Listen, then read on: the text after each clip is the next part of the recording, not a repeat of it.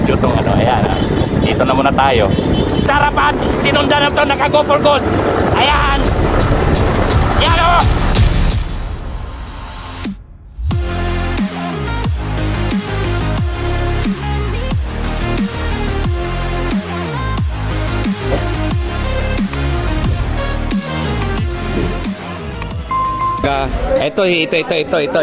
Ito, kilala nyo ba to?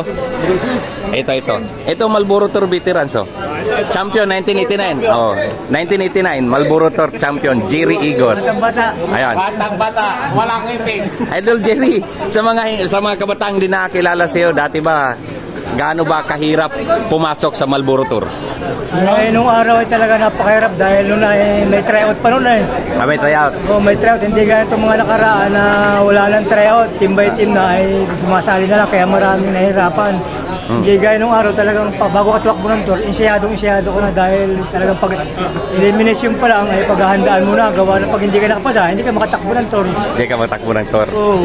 So, doon sa mga kabataan na hindi pa nakilala sa'yo, ilang taon ba si Idol Jerry Igos tumakbo sa tour? Tuwakbo ako wala siguro noon. From 25 years. 25 years old ako noon. 25 years old ka. So nagtapos ang career mo nung kumalas ka nung ilang taon ka na? Wala eh, nung huling takbo ko ay 1997. So ilang taon ka noon? International. 30 plus na siguro ako noon. Matagal-tagal din pala sa tour. So sa lahat ng mga nakalaban mo sa Marlboro Tour nung araw, sino yung pinaka medyo nahirapan kang talunin? Marami, gawa yung mga Pangasinan, gawa na yung mga Pangasinan may kompas sila noon, may onion pa sila noon. May onion pa. Kaya ano na ako nahirapan dahil kahit katim ko nga, hinahabol ako noon. Pinagtulong-tulungan ka? Nagtutulong-tulungan ako. Kaya ako hirap sa Pangasinan. Ayun. Sa mga kasabayan mo sa Marlboro na ngayon ay active pa sa pagbabike, anong mensahe mo sa kanila? Sa mga kasama ko ng mga active mo hanggang ngayon, ay tuloy-tuloy lang natin dahil alam nyo naman ang panahon ngayon. Sana. Puso ang high blood, baka tayo ma-stroke, ay mayroon ma-stroke. Ay ginawin mo sipa para laging healthy ang katawan. Ayun. Sa palaro ba ngayon, Sir Jerry, sa tingin mo ba ay masungkit mo kaya yung sa age cut mo? Hindi natin masigurado dahil bilog ang gulong. Yan. Okay, so paano? Good luck. And then, mananawagan tayo for next year na masusundan pa daw to, sabi ni Sir kanina. Salamat. Okay, thank you. Jerry Igos po yan, ha? 1989. Tama, no? 1989 Marlboro Tour Champion. Okay. So, yun mga kagita, nandito po tayo ngayon, ano? So, anahin natin. Mamaya, abangan natin at ano yung may hatid dito. Ha? So, ilang taon na sa'yo ito? Ilang taon na? Ayan. Bata pa to. O, may nagtanong daw, ilang taon na ka raw? 64 na. 64, bata pa. Bata pa. Ayan. Ito, mas maganda. Ano nito? Edad. 64 tsaka 69. Okay, pero ito naglalaro. Shoutout ka pala kay boss, kay Sir Alex. Sir Alex Bilan. Binabati ko po si Sir Alex, pati ang kanyang pamilya. Saka po lalo po kay Sir Manny Huero. Yun. Okay, so paano? Salamat Sir Jerry. So, ready ako. 56 above awarding. Ang pumangatlo natin from dating Kalawag, natin sa Tele.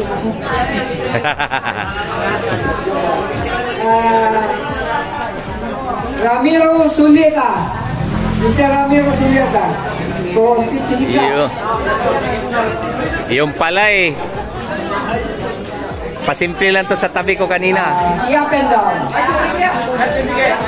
Certificate. Ramiro.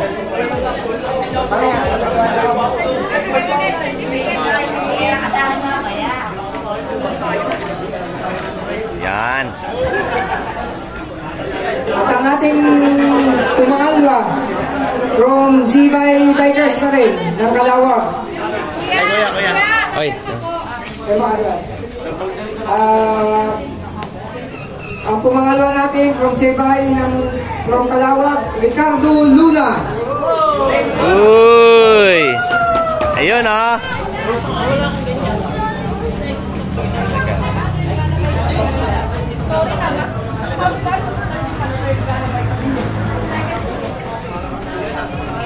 Yun. One.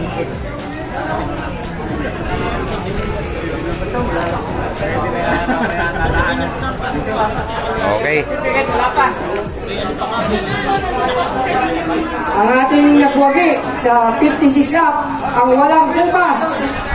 Talagang hindi kumukupas ito. Saan sa ito nakikita ngayon? Ang ating defending, ang champion natin tour, Marlboro Tour 1989. 1984 Rookie of the Year. Kapitan, team captain. Ang nag-iisang Gerardo Higos ng Calawag, Quezon. Yan po ang ating Ano ba yun? legend. Ayan, oh. Isa sa legend natin. Yeah. Yun.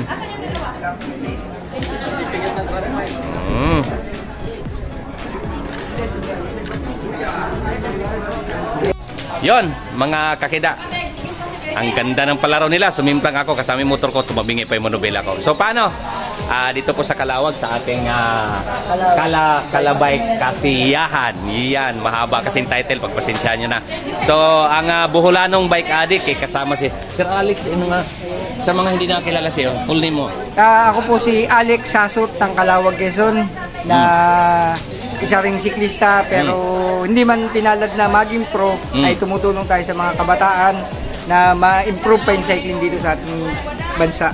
Ilang taon ka na bang bike addict? 49 years old na ako, bali 36 years na ako nagbabike. So, biruin mo. Ngayon matawag natin. Ang idol po natin sa cycling ay si Gerardo Higos, sina Norberto Conner, yan po yung mga nakasama. Olympian, Victor Espiritu, yan po yung mga natin nung araw. Sa ngayon po, ang mga iniidolo kong mga yung mga kabataan na iba, yung mga nasa champion natin ng tour, sa Ronda Pilipinas. Sila Ronaldo Uranza, GPM, yan po. Lahat po, yung mga naglalaro po sa mga sa national team natin na team ng Pilipinas. Okay. So, dito ba Sir Alex, dito sa natin sa Calawag? First time tayo magkasama dito at tumutulong din kami. Ano ba to? Tuloy-tuloy na? Wala nang ba next year? Pipilitin po natin ituloy-tuloy. Ito naman po ay pantatlong taon na natin dito sa Kalabay Kasiyahan kasi naputol ito nung pandemic. Bali 5 years na po talaga ito. Naputol lang ng pandemic. Yung bala kasiyahan po natin ay 3 years nang itinutuloy. Ngayon po na isama na po, alam po ang pagkakalam ko po, sinama na ito sa Alimango Festival namin ng May 25 ng Pesta ng Calawag, kaya nagkakameron po ng sana po makakuha kami ng mas madaming sponsor para mas mapaganda namin ang cycling dito sa aming bayan. Yun, mga sponsor ko dyan, baka pwede natin isingit naman to next year. Okay. Sir, imbitahin natin sila for next year. Next year po, tuwing dadating po ang Piyesta ng Calawag, may 5 pagpipilian po tayo. Basta sa May po, naka-announce na yung ating date ng cycling. Mas aagahan ko po para mas makapag-insaya po ang ating mga player. Ayun, follow kayo sa channel ni Kidaiki BK Bike Addict. Okay, so maraming salamat po sa inyo at saka sa mga sumali sa atin. Maraming salamat po. Okay, so paano? Ang buhulanong Bike Addict ay pangsamantalang magpaalam mo na dito sa Calawag, Quezon, kasama Sir Alex.